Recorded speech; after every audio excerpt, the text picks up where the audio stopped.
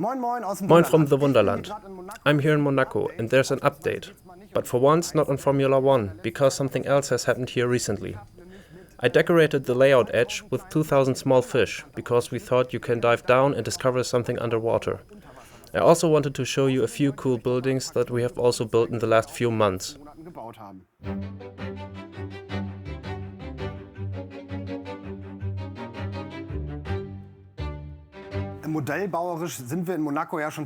In terms of model building, we have already completed many things in Monaco, but we still had to renew the connection from Monaco to Italy.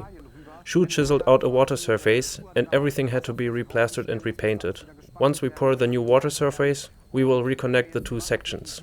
Dann verbinden wir quasi wieder die beiden Abschnitte miteinander. Vor mir ist jetzt quasi Monaco-Ville. In front of me is Monaco-Ville, which is a part of Monaco with cliffs. Here in front there are coral reefs under the water. The entire area has a slight slope and at the lowest point is Fort Antoine. This is a small amphitheater where shows and music evenings are still taking place. For this I also thought of a scene of a performance.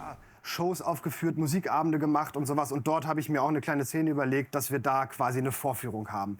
Weiter geht's dann, die Küste hoch, natürlich ganz berühmt. Further along the coast, you will reach the world-famous Oceanographic Museum. This is a super great museum that we have already visited with many Wonderlandians. It was really fun. Walking further along the coast, you will reach the St. Nicholas Cathedral. That's where Grace Kelly got married. For this part, we thought of something special. We wanted to take you back in time and made this part black and white. Even the rocky coast looks like this. It should look like an old photo. Selbst die Felsküste ist noch ein bisschen so und es soll einfach wie auf einem alten Foto aussehen.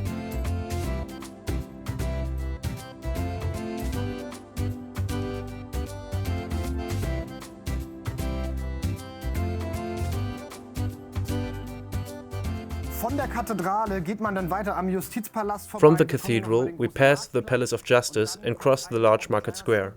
Then comes a section with quite normal residential buildings and stores. In this area, where about 900 people live, native Monegasques who do not have so much money are also allowed to move into apartments. That's very important and a cool thing. Auch wenn sie gar nicht so viele Geldmittel haben. Also das ist denen ganz wichtig und das ist eine super coole Sache. So, und wenn man sich dann hier Winding your way through the small alleys, you arrive at the Prince's Palace. There's a real buzz going on there. We've also put in a push button. Some segways are driving around there. Behind the palace is a zoo with animals and lots of movement. So there's really a lot to see here. Da ist auch ein bisschen Bewegung drin, also hier gibt's echt ordentlich was zu sehen.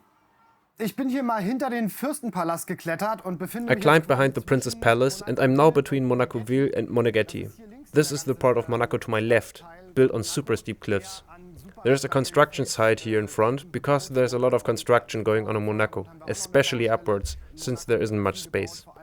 The building Le Simona is located here as an eye-catcher, because we thought it was architecturally beautiful to look at. Das nennt sich Le Simone und das fanden wir einfach architektonisch schön anzuschauen.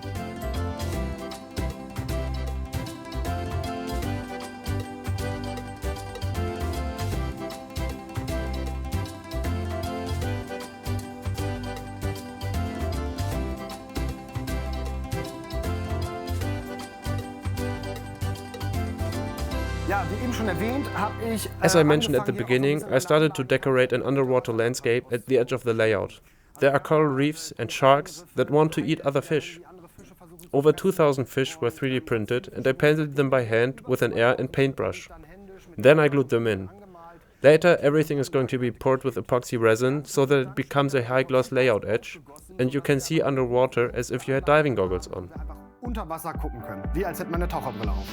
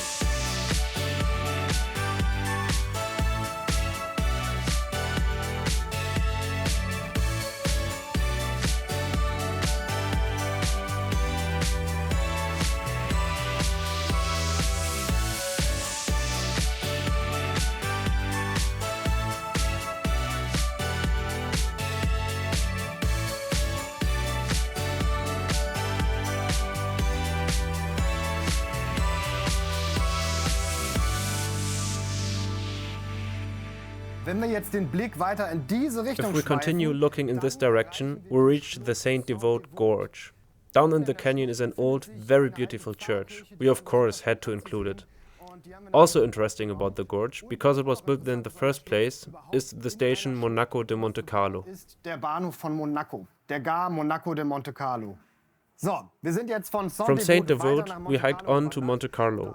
Here in front is the Hotel de Paris. Behind it, a square opens up, and you can see the Café de Paris, a building very much worth seeing here in Monaco. Across the street is the legendary casino. Walking down from Monte Carlo, you get to the huge convention center, where Formula One also passes through. It is completed with the yacht club. There are also some impressive ships in the water. Endet mit dem Yachtclub und da haben wir natürlich auch noch ein paar dicke Pötte im Wasser für euch. Ich bin jetzt mal ein bisschen Richtung Küste I climbed down the runtergeklettert. coast. In front of me is the convention center, and I'm basically standing in the water. As in real life, our track also leads through there. Teresa and Nico came up with something great, because if a car breaks down in the tunnel, you can just open it up and fix the car. It is very clever to be able to open such a huge building. Wechsel machen oder sowas. Und das ist einfach super ausgeklüftelt, so ein riesiges Gebäude öffnen zu können. Ja, und dann haben wir hier noch einen Here's riesigen also Steg. another large pier with various yachts, but Steffi and Jens have already told you something about that.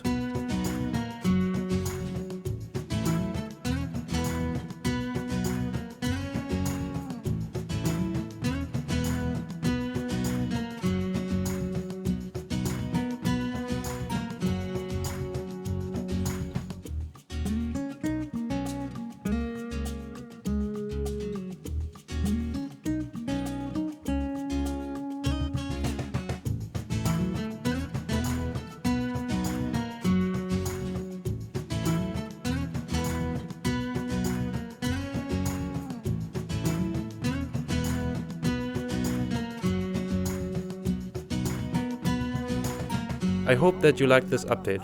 There is much more to discover in Monaco, but the best way to see it is with your own eyes. So see you next time. Bye! Bis zum nächsten Mal. Ciao. Bis zum nächsten Mal. Oh Mann.